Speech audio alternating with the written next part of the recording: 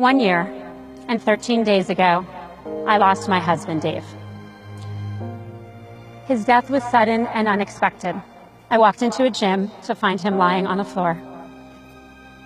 I flew home to tell my children that their father was gone. I watched his casket being lowered into the ground. I was swallowed in the deep fog of grief, what I think of as the void, an emptiness that fills your heart and your lungs, constricts your ability to think or even to breathe. I learned about the depths of sadness and the brutality of loss.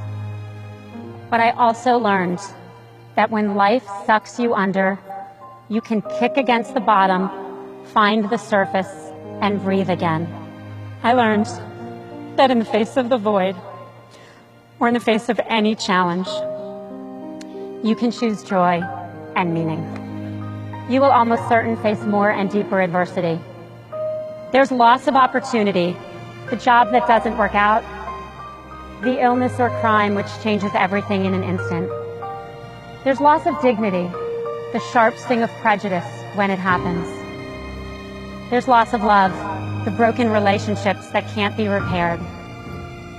And sometimes there's loss of life itself.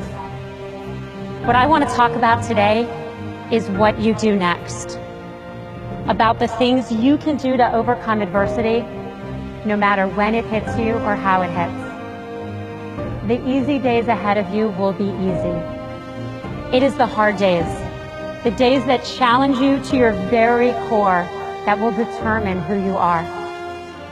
You will be defined not just by what you achieve, but by how you survive.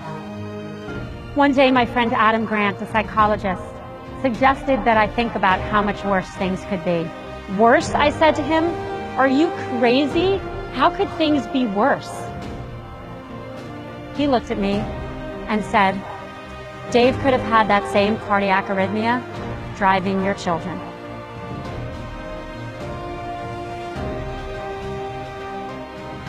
The minute he said it, I felt overwhelming gratitude that my children were alive, and that gratitude overtook some of the grief.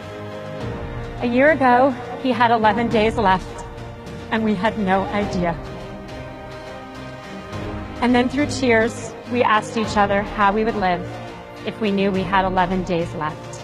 Can you ask yourselves to live as if you had 11 days left? I mean, live with the understanding of how precious every day would be, because that's how precious every day actually is.